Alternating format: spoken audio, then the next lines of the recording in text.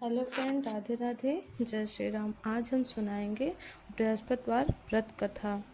प्राचीन समय की बात है। एक सुंदर नगर में एक धनवान साहूकार अपनी पत्नी और परिवार के साथ रहता था। उसके पास धन, अनाज, पशुधन और सुख सुविधाओं की कोई कमी नहीं थी।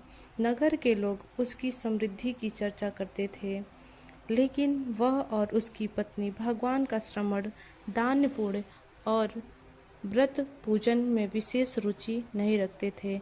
विशेष रूप से साहूकार की पत्नी बृहस्पतिवार के व्रत को व्यर्थ मानती थी। वह गुरुवार के दिन भी ऐसे कार्य करती थी जिन्हें इस व्रत में करने से बचने की परंपरा मानी जाती है।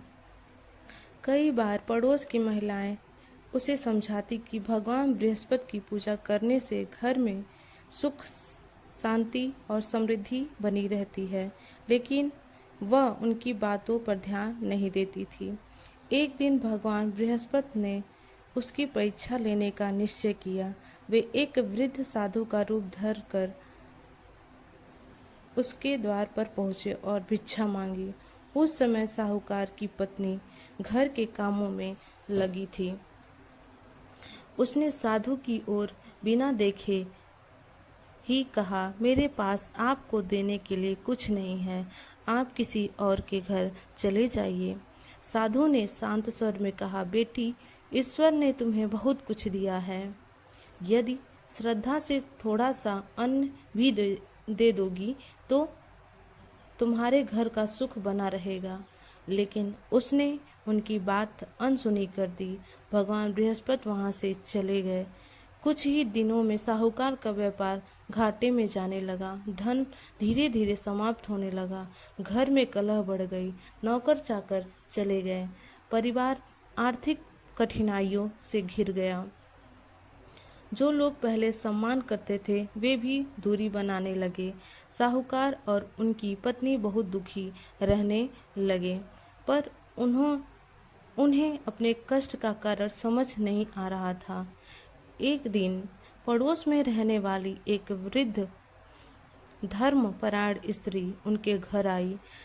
उसने उनकी दुख भरी स्थिति देखी और पूछा, बहन, क्या तुम भगवान बृहस्पति का व्रत करती हो? साहूकार की पत्नी ने सिर झुकाकर कहा, नहीं, मैंने कभी श्रद्धा से पूजा नहीं की।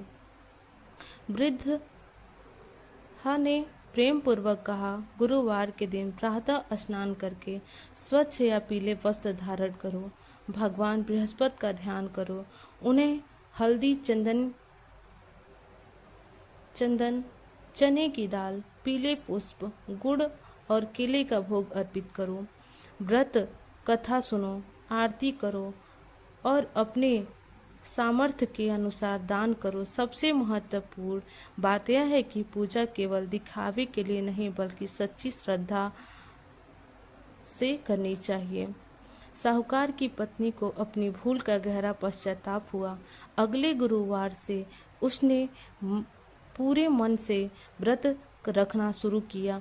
वह भगवान बृहस्पति की पूजा करने लगी, कथा सुनने लगी और गरीबों को भोजन तथा पीली वस्तुओं का दान देने लगी। उसके व्यवहार में भी परिवर्तन आ गया। अब वह सभी के साथ प्रेम और सम्मान से पेश आने लगी।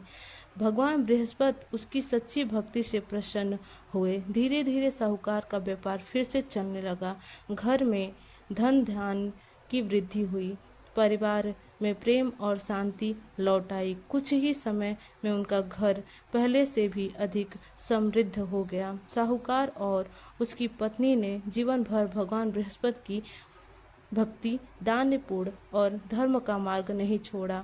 उनकी कथा सुनकर नगर के अनेक लोगों ने भी श्रद्धापूर्वक बृहस्पतिवार का व्रत करना प्रारंभ किया। बोलो बृहस्पति भगवान की जय।